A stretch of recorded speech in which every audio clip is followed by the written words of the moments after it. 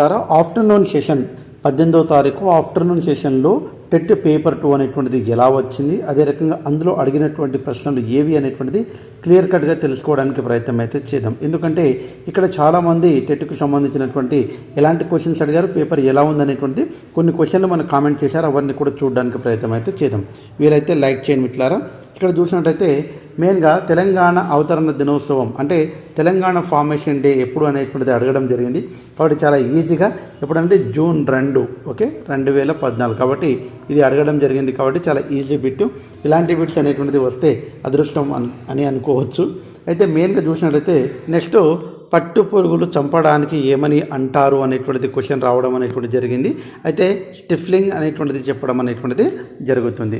ఉదగ్ర తేజ ఏ సమాసం అనేటువంటిది అడగడం జరిగిందంట. విశేషణ పూర్వపద కర్మదాయ సమాసంకి సంబంధించింది. రాజ్యాంగ ప్రవేశిక ఏ దేశం నుండి తీసుకున్నారు? USA. కొద్దిగా క్వశ్చన్ ఫ్రేమింగ్ అటు ఇటు కావచ్చు, ఎందుకంటే వాళ్ళు పంపించినటువంటిది కొద్దిగా అటు ఇటు కావచ్చు. కాబట్టి దాదాపుగా ఇవే వచ్చాయనేటువంటి ఉద్దేశంతో అయితే ఫ్రేమ్ చేశాను. ఇంటర్నేషనల్ కోర్ట్ ఆఫ్ జస్టిస్ ఎక్కడ ఉంది? ది హేగ్ అనేటువంటిది ఆన్సర్ అవుతుంది. అదే రకంగా ఎక్కాలం అనేది ఏ ప్లస్ కాలం, ఎక్కాలం అనేటువంటిది త్రిక సంధి. అంటే సంఖ్య ఆధారంగా ఏదైనా వస్తే దానికి మనం త్రిక సంధి అనేటువంటిది చెప్తాము, మనందరికీ తెలుసండి. నెక్స్ట్ యయాతి చరిత్ర అనేటువంటిది దేనికి సంబంధించింది అనేటువంటిది ఏమిటి అనేటువంటి దాంట్లో తొలి అచ్చ తెలుగు కావ్యంగా ప్రసిద్ధి పొందింది. కాబట్టి ఆన్సర్ తొలి అచ్చ తెలుగు కావ్యం అనేటువంటిది ఆన్సర్ అవుతుంది. అదే రకంగా వృక్షాలలో ఆకులు మరియు కొమ్మలు రావడానికి ఉపయోగపడేటువంటిది ఏది అనేటువంటిది ఇచ్చారు. పొటాషియం, నైట్రోజన్, ఫాస్ఫరస్, కార్బన్ ఇట్లా ఆప్షన్స్ ఇచ్చారు. ఇందులో కరెక్ట్ ఆన్సర్ ఇస్ నైట్రోజన్ అండి. కాబట్టి మీకు కూడా ఎవరైతే ఈ వీడియో చూస్తున్నారో మీరు ఏదన్నా క్వశ్చన్స్ గుర్తుంటే, ఒకవేళ రావడానికి గుర్తుంటే తప్పకుండా కామెంట్ అనేటువంటిది చేయండి.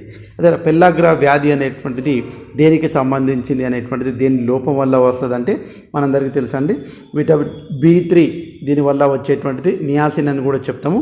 కాబట్టి లోపం వల్ల వచ్చే వ్యాధి నియాసిన్.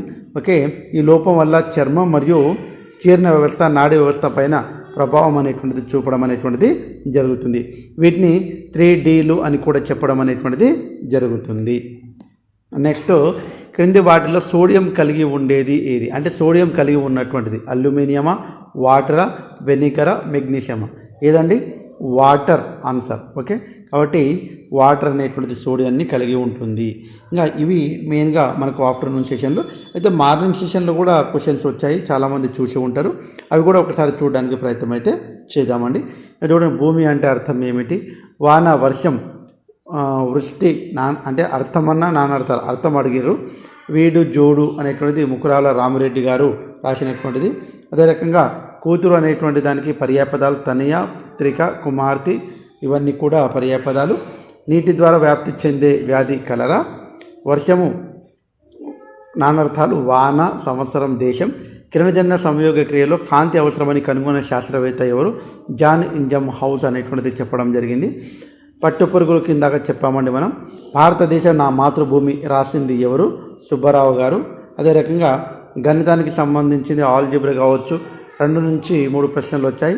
అదే రకంగా మ్యాథ్స్లో teaching learning material, mensuration circle గురించి, ట్రైట్రిపిజియం గురించి ఇవన్నీ కూడా రావడం అనేటువంటి జరిగింది. ఇంగ్లీష్కి సంబంధించింది ఏమొచ్చిందంటే హ్యావ్ ది అనేటువంటిది క్వశ్చన్ ట్యాగ్ వచ్చిందని చెప్పారు. దీనికి సంబంధించినటువంటి ఇది ఆన్సర్ అనేటువంటిది వారు ఇచ్చాడు. అంటే ఇది నెగటివ్ నెవర్ తోటి వచ్చిందనేటువంటిది వారు ఇవ్వడం అనేటువంటిది జరిగింది క్వశ్చన్ ట్యాగ్లో.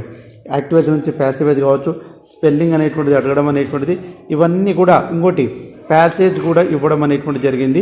కాబట్టి ప్యాసేజ్ అనేటువంటిది ఈజీగానే ఉంది. కాకపోతే ప్యాసేజ్ ఎలా చేయాలి అనేటువంటిది చాలా ఇంపార్టెంట్ అండి.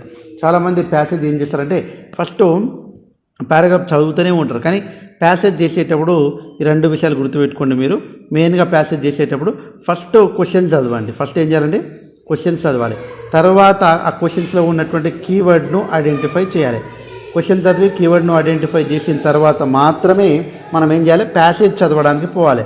ఆ ప్యాసేజ్లో కీవర్డ్స్ అనేటువంటిది ఐడెంటిఫై చేసినటువంటి కీవర్డ్స్ ఎక్కడ మ్యాచ్ అవుతుంది అనేటువంటిది ప్యాసేజ్లో చూస్తే మనకి ఈజీగా ఆన్సర్ అనేటువంటిది దొరికిపోతుంది. కాబట్టి ఈ రకంగా చేయడానికి ప్రయత్నం చేయండి. డైరెక్ట్ ఇండైరెక్ట్ స్పీచ్ అనేటువంటిది రావడం జరిగింది. కాంబినేషన్ ఆఫ్ టెన్సెస్ రావడం జరిగిందని చెప్పారు. కాబట్టి ఈ కాంబినేషన్ ఆఫ్ టెన్సెస్ అనేటువంటిది ఇంపార్టెంట్. నిజంగా చెప్పాలంటే మన వీడియోస్ రెగ్యులర్గా ఫాలో అవుతున్నటువంటి ఆస్పిరెంట్స్ ఎవరైతే ఉన్నారో టెట్లో తప్పకుండా వాళ్ళకు మంచి మార్కులు స్కోర్ చేయగలుగుతారనే కాన్ఫిడెన్స్ అనేటువంటిది ఈరోజు మెసేజ్ కూడా పెట్టడం అనేటువంటి జరిగింది మనకు మార్నింగ్ సెషన్లో రాసినటువంటి అభ్యర్థులు.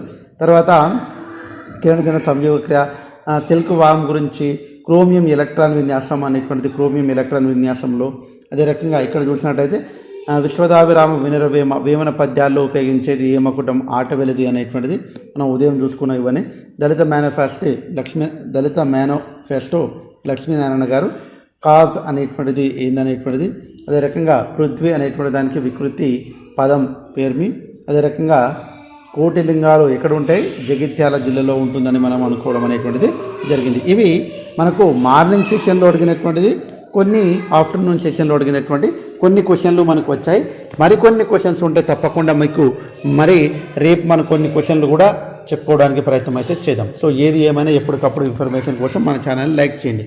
అయితే క్వశ్చన్ పేపర్ ఎలా ఉందనేటువంటిది ఒకసారి చూసినట్లయితే కొద్దిగా అప్లికేషన్ బిట్స్ అనేటువంటిది బాగా వచ్చాయి సార్. ఈ అప్లికేషన్ బిట్స్ ద్వారా మాకు కొద్దిగా ఇబ్బంది అయింది. కాబట్టి ఈ అప్లికేషన్స్ ద్వారా వచ్చినటువంటి ఆ టైం వేస్ట్ అనేటువంటిది మేనేజ్ చేసుకోలేకపోయామనేటువంటిది చెప్తూ ఉన్నారు. సో దీన్ని బట్టి చూస్తే ఈ అప్లికేషన్ అనేటువంటిది బిట్స్ను ఓవర్కమ్ చేయాలంటే రివిజన్ అనేటువంటిది అనేక సార్లు చేయాలి. కాబట్టి చాలా జాగ్రత్తగా గమనించండి. అదే రకంగా పేపర్ ఈజీగా ఏం లేదు, మరీ హార్డ్ ఏం లేదు సార్. కాకపోతే టైం కిల్లింగ్ ప్రాసెస్ అనేటువంటిది ఎక్కువగా ఉంది కాబట్టి కొద్దిగా టైం సరిపోవట్లేదు. దానికి మేనేజ్ చేసుకుంటే మంచి మార్కులు స్కోర్ చేయవచ్చు అనేటువంటిది చెప్తూ ఉన్నారు. సో మీకు ఎలా అనిపించింది పేపర్ అనేటువంటిది రాసిన వాళ్ళు కామెంట్ చేయండి. మీకు గుర్తున్నటువంటి క్వశ్చన్లు కూడా కామెంట్ చేయండి. తప్పకుండా మరికొంతమంది ఆస్పిరెంట్స్కు మనం అందించడానికి ప్రయత్నం అయితే చేద్దాం. Thanks for watching. All the best. Bye. See you.